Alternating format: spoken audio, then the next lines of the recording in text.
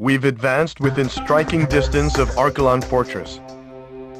Fenrir, the whole reason they started this war is being made right here on this base. It's our duty to wipe this base clear off the map. The HPM has been transported to Archelon Fortress from Cobalt Cave, and it appears it has already been fitted to Fenrir. The weapon works by emitting microwaves from both Fenrir and Archelon Fortress to create an overlapping field effect, detonating all fuel caught in between. Fly too slow for too long, and you'll be tracked by the targeting system. If you don't escape quickly, your fuel tank will explode. Thankfully, the targeting system has been impaired by the destruction of the satellite targeting facility at Cobalt Cave.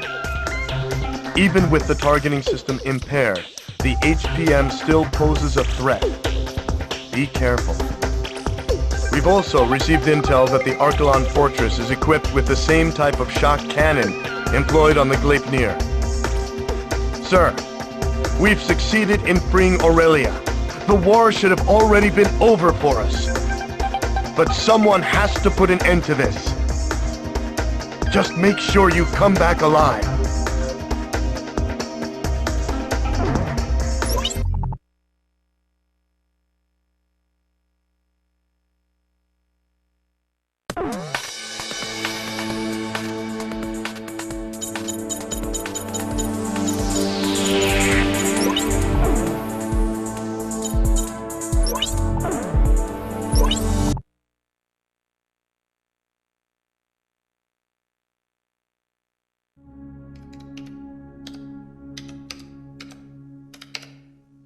As I wrote down the words that would reveal the truth to the world, I couldn't help but feel uneasy.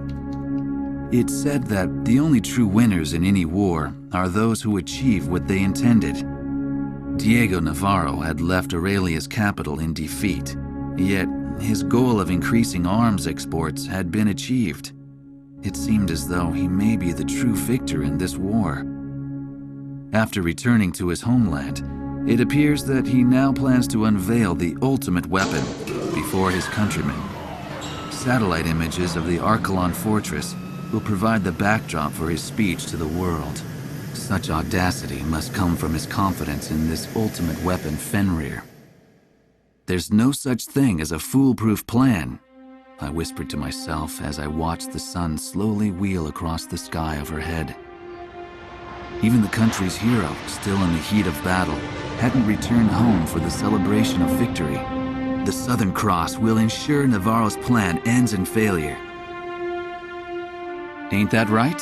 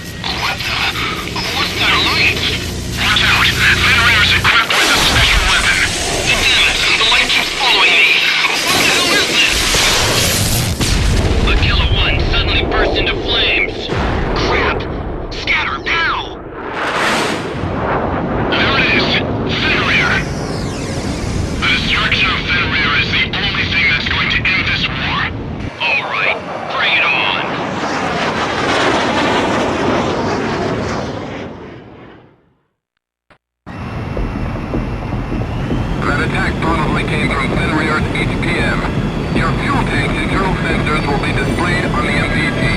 The MPG will display any increase in fuel temperature. Watch it closely.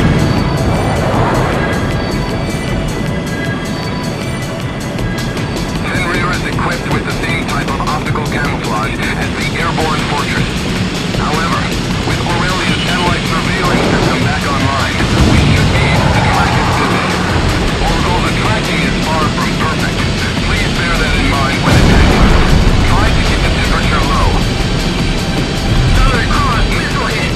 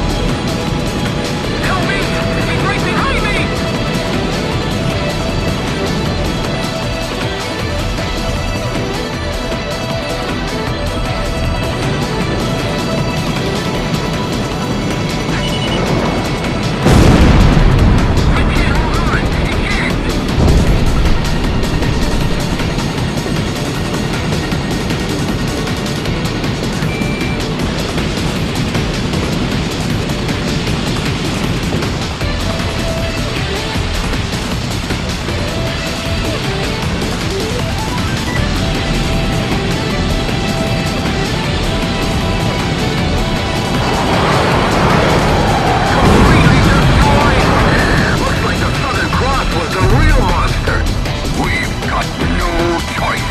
Prepare the fortress defense weapon. To all allied aircraft. All remaining aircraft withdraw. I take no responsibility for anyone who gets caught up in a blast. Something on top of the fortress is moving. That's the same shock cannon that was on the airborne fortress. We can't allow LASAP to remain in possession of that kind of weapon. Do what it takes to destroy the shock cannon. Shock cannon firing preparations complete.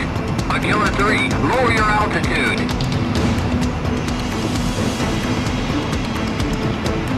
In 10 seconds. 5, 4, 3, 2, 1. Cannon firing!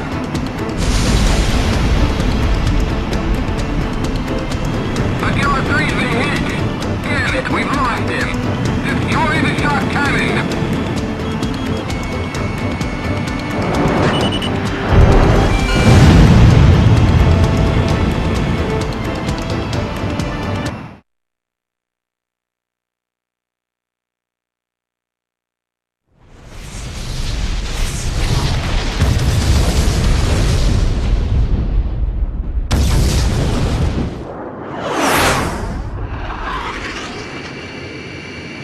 Has really been destroyed!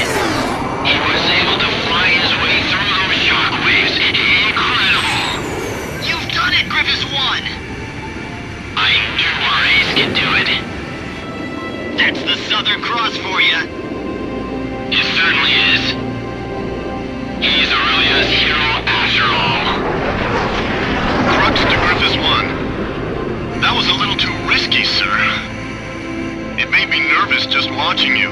It wouldn't feel like a victory if you weren't there to celebrate it with us, sir. When you think about it, you can't help but feel sorry for LASAT's soldiers. They were nothing but pawns in Navarro's sick game. Well, it's finally over, isn't it? Let's head home. To Aurelia.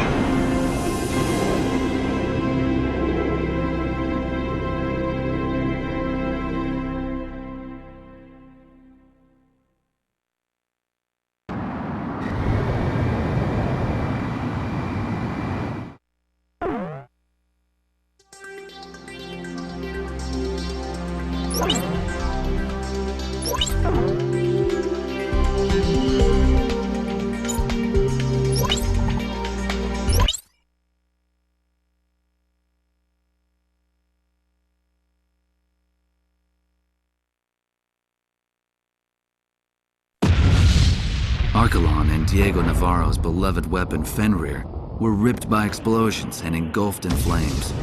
While these images flashed on the screen, the eyes of the press watched as the enraged citizens of LASAT stormed in on commanding officer Diego Navarro. When the rage of the thousands had finally subsided, it is said that there was nothing left but the shattered remains of Fenrir.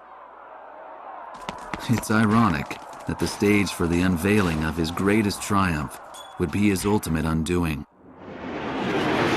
When it was all over, I tried to get an interview with the Southern Cross, only to find that he had already returned to Cape Aubrey. He said he's never really liked hot weather. Eugene Solano, the young radio operator, answered sheepishly. Peace had returned to Griswold, and it was now covered in the colors of the Christmas season. I went ahead and bought myself a figure of Santa, the kind that I could only find here.